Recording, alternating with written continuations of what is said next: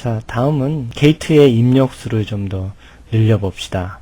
우리가 보통 낸드나 노아 게이트의 경우 입력 2개만 살펴봤는데 그것이 K개의 인풋을 가지고 있다고 가정해봅시다. 이 경우에 전체적인 트랜지스터가 직렬로 연결되니까 낸드 게이트의 경우 길이가 K 곱하기 L만큼으로 늘어나게 되고 폭은 W로 그대로 유지하게 됩니다. 길이가 길어지게 되면은 스톱 파이프의 길이가 길어진 경우를 비교해서 설명할 수 있는데 프로파게이션 딜레이가 늘어나게 됩니다. 그래서 이런 것을 해결하기 위해서 속도를 좀 빠르게 하기 위해서는 폭을 늘릴 수가 있겠는데 만약에 폭을 늘려줄 경우에는 전체적인 캐패시턴스 값이 따라서 커지기 때문에 프로파게이션 딜레이가 크게 줄어들지 않습니다. 또한 출력 쪽의 노이즈 마진이 떨어진다는 그런 문제가 있습니다. 다음엔 노아 게이트 경우를 살펴보죠. 노아 게이트 경우의 입력이 K개면은 폭이 K 곱하기 W로 되지만은 캐패시턴스 값이 K배만큼 커지게 되기 때문에 프로파게이션 딜레이는 더 작아지지 않습니다. 또 한 가지 문제는 출력 값이 0에서 1로 바뀌는 딜레이가 1에서 0으로 바뀌는 딜레이보다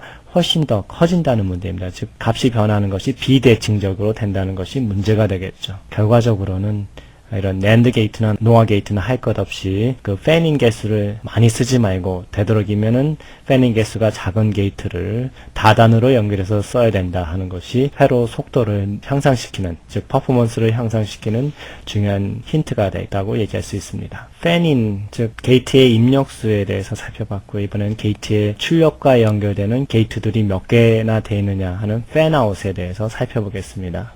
만약에 어떤 게이트의 출력에 다른 게이트들이 여러 개 이렇게 달려 있다고 할 경우에 퍼포먼스, 즉 성능에 어떤 영향을 미치는지 검토를 해봅시다. 이러한 회로는 만약에 출력이 게이트가 하나에 연결되어 있을 때 캐패시턴스 값이 C라고 할 때 N개에 달려있다 그러면 N 곱하기 C, 즉 N배가 된다는 결론이 나옵니다. 결국 수도꼭지와 수조 얘기를 했을 때 수조의 크기가 N배만큼 커진다는 얘기죠. 그것을 딜레이 변화 곡선으로 살펴봤습니다. 그래서 시간이 지남에 따라서 전압의 변화를 보고 있죠. 그라운드에서 VDD로 변하는 시간이 팬아웃이 하나일 때는 꽤 빨랐는데 팬아웃이 이와같이 4개로 늘어나게 되면은 상당히 느려진다는 것을 알 수가 있습니다. 결국 우리가 어떤 회로를 구성할 때 이 팬아웃 수가 너무 커지지 않도록 제한하는 것이 중요하다는 것을 알 수가 있습니다. 우리가 팬아웃 개수를 제한하고자 할 때는 일반적으로 버퍼 추리를 생각해 볼 수 있습니다. 즉 중간중간에 버퍼를 집어넣어서 팬아웃을 분담시킬 수 있습니다. 예를 들어서 출력이 이렇게 4개가 있다고 할 때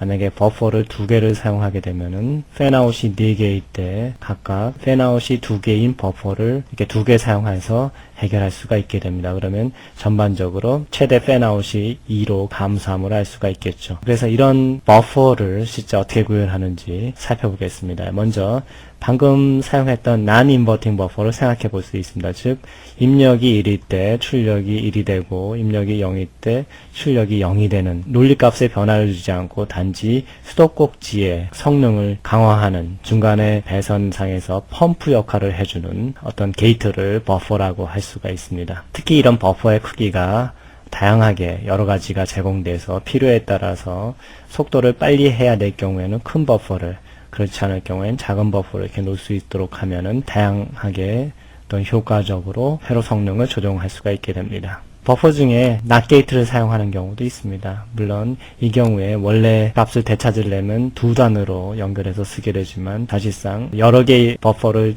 직렬로 연결해야 되는 그런 경우에는 인버팅 버퍼를 사용해도 크게 나쁘지 않습니다. 오히려 면적을 줄일 수 있다는 장점이 있죠. 어쨌든 이와 같은 버퍼를 사용하게 되면은 아까 얘기했듯이 출력에 팬아웃이 많아질 때 이를 분담시킨다거나 또는 스트레이트 캐패시턴스로죠. 배선이 길어질 때 중간중간에 버퍼를 집어넣음으로 해서 이런 캐패시턴스 성분을 분담하거나 작게 만들어주는 이런 작업을 해줄 수도 있고요.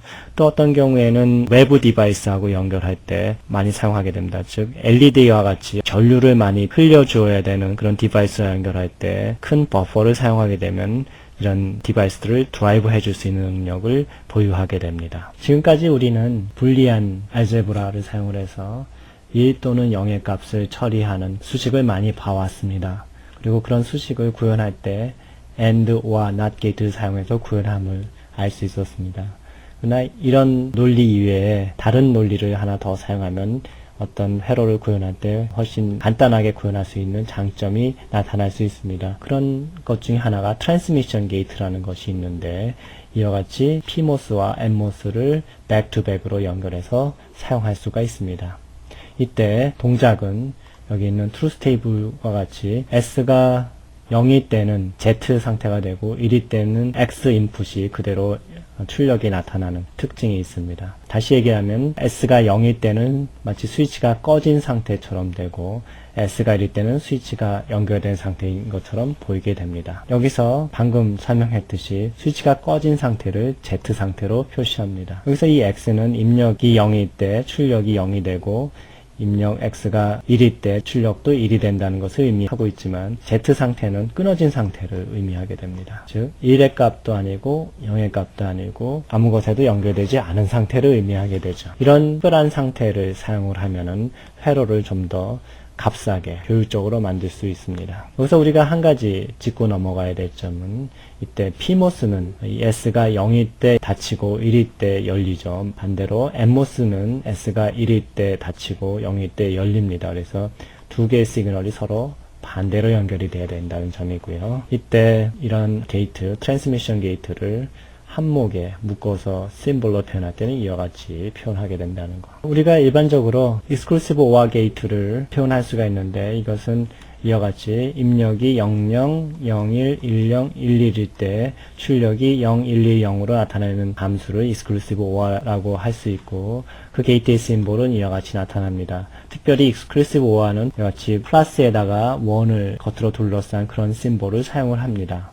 그리고 OR 게이트의 입력단에 이와 같이 반호를 하나 더 추가시킨 형태의 심볼을 사용하죠. 이와 같은 exclusive OR 게이트는 sum of product 형태로 간단히 구현하게 되면은 이와 같이 구현이 됩니다. 즉 x1을 not 시키고 x2를 그대로 and 시키고 또 다른 하나는 x1을 그대로 입력하고 x2를 not 시킨 것을 전부 합치면은 그것이 exclusive OR가 됨을 알 수가 있죠. 이와 같이 and와 not 게이트로 구현하면 훨씬 복잡한 exclusive OR를 방금 우리가 배운 transmission 게이트로 간단히 구현해 보겠습니다. 여기 보는 바와 같이 transmission 게이트를 2개 사용하고 not 게이트를 2개 이렇게 사용을 하면은 간단히 회로를 구현할 수 있음을 알 수가 있습니다. 그래서 이 동작을 살펴보기 위해서 각각 x1, x2를 0, 1, 1, 0을 놓았을 때 어떻게 되는지 봅시다. 일단 0, 1을 놓았을 경우에 이 1이 이 경로를 통해서 전달되고 1, 0이 전달됐을 때 여기는 0이 not 게이트를 통해서 1로 전달이 됩니다. 그래서 이 두 가지 경우에 대해서 각각 f가 1이 됨으로써 exclusive OR 함수를 구현하게 됩니다. 이 외의 경우, 즉 둘 다 00이거나 11인 경우에는 출력이 0이 됨을 여러분이 직접 한번 확인해 보십시오. 또한 멀티플렉서를 또 쉽게 이 트랜스미션 게이트로 구현할 수가 있습니다. 그 동작을 살펴보면은 먼저 S가 0이면은 같이 X1이 F에 전달되고 X는 끊어지게 됩니다. 반대로 S가 1이 되면은 X2가 F에 전달되고 X1은 끊어지게 되죠. 그래서 이와 같은 멀티플렉서를 구현할 수가 있는데 이러한 멀티플렉스의 단점이라고 하면은 이 트랜스미션 게이트가 양방향성이기 때문에 혹 전류가 거꾸로 흘러올 수 있다는 문제가 생길 수 있고요. 또한 트랜스미션 게이트를 통하고 있기 때문에 드라이빙 능력이 상당히 약화되어 있습니다. 그래서 팬아웃 시킬 때 성능이 급격히 저하될 수 있는 그런 단점이 있습니다. 그러나 작은 회로를 사용을 할 때 이와 같은 트랜스미션 게이트를 사용한 멀티플렉서를 사용하면은 훨씬 회로를 값싸게 만들 수 있다는 특징이 있게 되죠. 이러한 트랜스미션 게이트를 사용을 해서 만들 수 있는 특별한 게이트 중에 하나가 트라이스테이트 버퍼입니다. 트라이스테이트 버퍼는 일반적인 버퍼에 이네이블 단자가 이렇게 붙어 있는 경우가 돼서 만약에 이네이블 단자의 값이 0일 경우에는 마치 버퍼 끝에 스위치를 열어놓은 형태가 되고 1일 경우에는 이 스위치를 닫은 형태가 됩니다. 즉 이네이블 값이 0일 때는 출력이 하이 임피던스 즉 Z 상태가 되고 이네이블 값이 1일 때는 입력 값을 그대로 출력에 전달하게 되는 것이죠.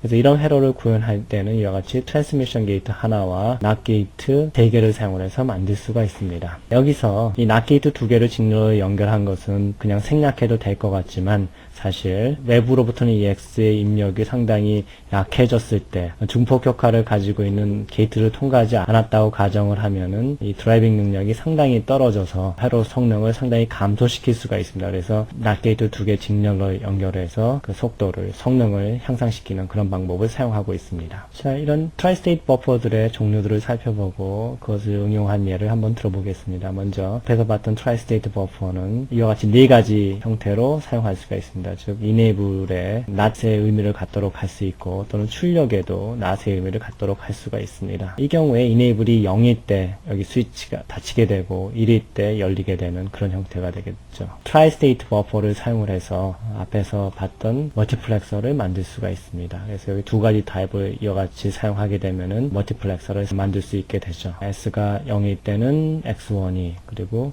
S가 1일 때는 X2가 F에 전달되는 상황이 되겠습니다. 앞에서 우리가 PLA를 배웠는데 PLA는 AND 플랜하고 OR 플랜 두 가지가 있었습니다. 그러나 실제 CMOS가 같은 테크놀로지를 사용을 할 때는 NAND나 NOR를 사용을 해서 이런 두 개의 플랜을 구현하는 것이 더 효과적일 수 있습니다. 일반적으로 CMOS 사용할 때는 NOR 플랜 두 개를 사용을 해서 원하는 기능을 만들어냅니다. 그 경우에 우리가 원하는 함수를 어떻게 변형해야 될지 살펴보겠습니다. 먼저 함수 두 개 F1, F2를 구현한 상태를 보이고 있습니다. F1을 살펴보게 되면은 S1하고 S2의 노화가 됩니다. 그래서 이와 같이 표현이 되고요. 그리고 S1하고 S2는 각각 X2하고 X3 바, 그 다음에 X1하고 X3 바의 노화가 됩니다. 최종적으로 이러한 수식이 나타나게 되죠. 이 F1을 드몰간의 법칙, 이 첫 번째 수식에서 드몰간의 법칙을 표현하면 이와 같이 되고요. 그것을 이용을 해서 수식을 나타내면 이와 같이 정리할 수 있음을 알 수 있습니다. 결국은 최종적으로 보면 프로덕트 오브 썸즈가 되죠. F2에 대해서도 한번 다시 살펴보겠습니다. 마찬가지로 S1하고 S3의 노화가 되죠. 그리고 S1하고 S3는 각각 이런 수식으로 표현이 됩니다. 이 F2도 마찬가지로 드몰간의 법칙을 적용을 하면은 이와 같이 되고요. 프로덕트 오브 썸즈 형태로 나타납니다. 결국은 노화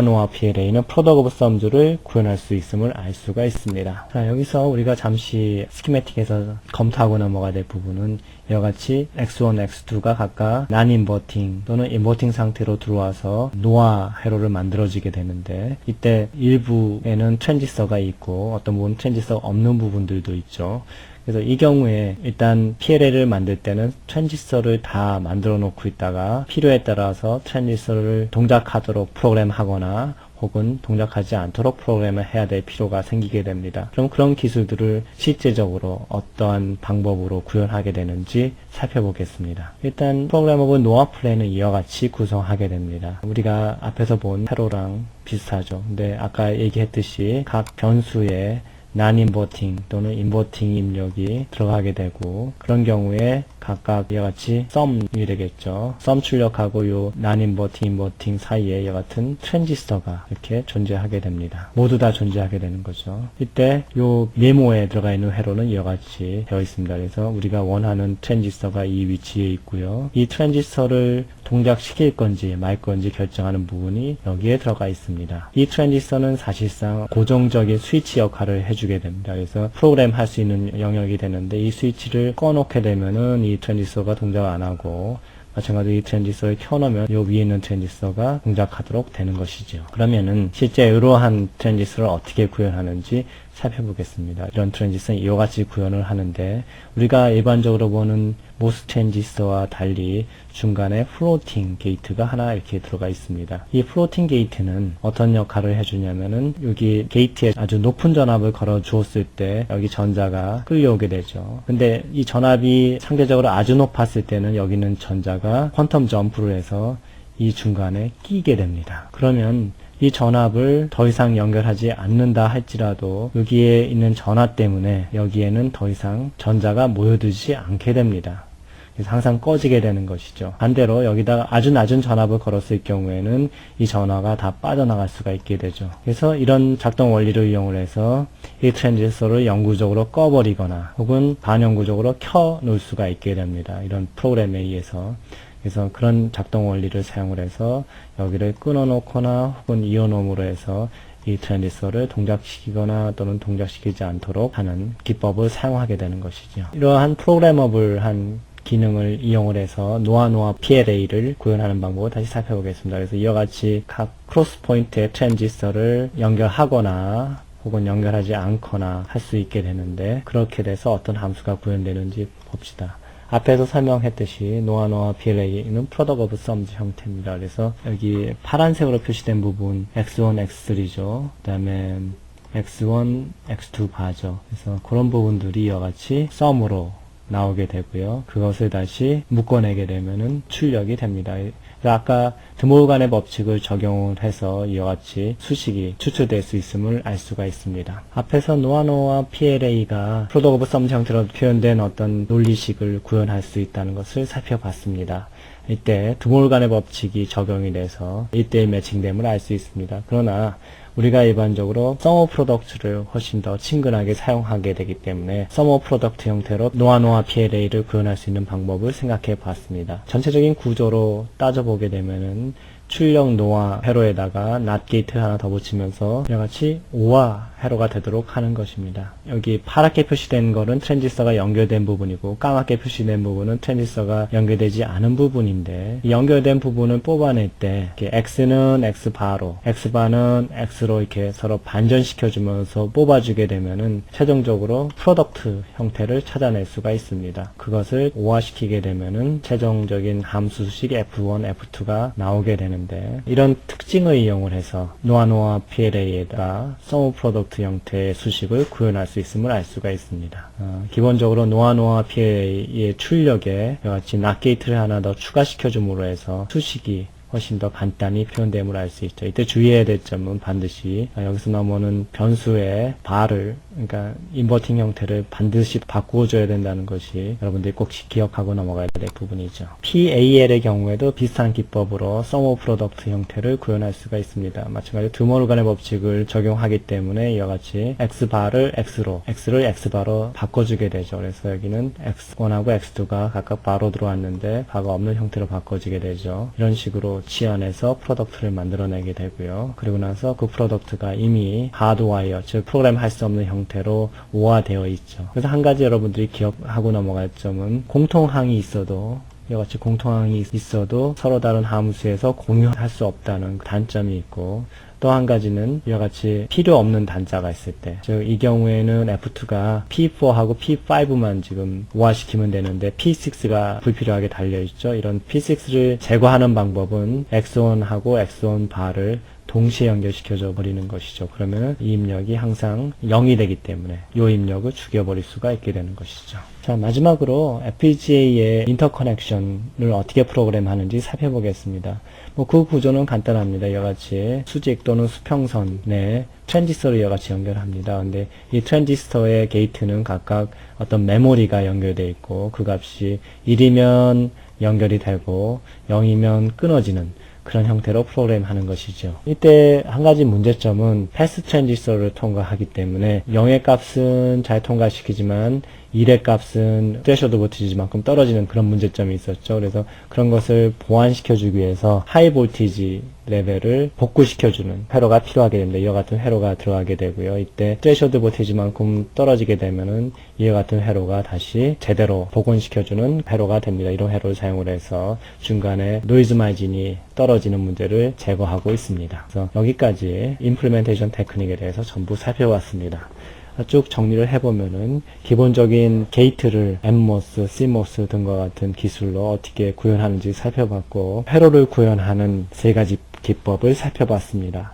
그래서 먼저 스탠다드 칩을 사용하는 기법, 7400 시리즈를 보드상에서 연결하는 방법에 대해서 배웠고, 프로그래머블 로직 디바이스죠. 그래서 PLA나 PAL, 그 다음에 FPGA 이런 것들을 배웠습니다. 마지막으로 커스텀 칩들에 대해서 배웠죠. 커스텀 칩은 스탠다드 로직이 있었고요. 게이트 어레이 구조가 있었습니다. 게이트 어레이는 특히 C of Gates 게이트 어레이 구조를 살펴봤고요. 그런 것들이 어떻게 프로그램 되는지 살펴봤습니다. 이후에 실제 이런 논리들이 여러 가지 기술들에 의해서 구현될 때 정기적으로 어떤 문제가 있는지 살펴봤습니다. 노이즈 마진의 개념이라든지 딜레이 개념 이런 것들을 살펴봤고요. 여러 가지 프로그래머블한 기능들이 실제적인 기술에 의해서 어떻게 구현되는지 살펴봤습니다. PLA나 PAL 등이 노아 플랜에서 구현된다는 점, 그리고 마지막으로 FPGA 인터커넥트가 어떻게 구현되고 패스 트랜지스터를 사용함으로써 떨어지는 볼테이지 레벨을 어떻게 복구하는지 이런 것들까지 살펴봤습니다. 이런 임플리멘테이션 기법에 대해서는 다른 과목에서 좀 더 자세히 배우게 될 것이지만은 기본적으로 이런 개념들을 알아야 회로 설계상 문제가 생겼을 때 또는 회로를 실제 하드웨어로 꾸밀 때 문제가 되었을 때 빨리 원인을 찾아내고 그걸 해결하는 어떤 원동력이 될 것이라 생각됩니다. 수고하셨습니다.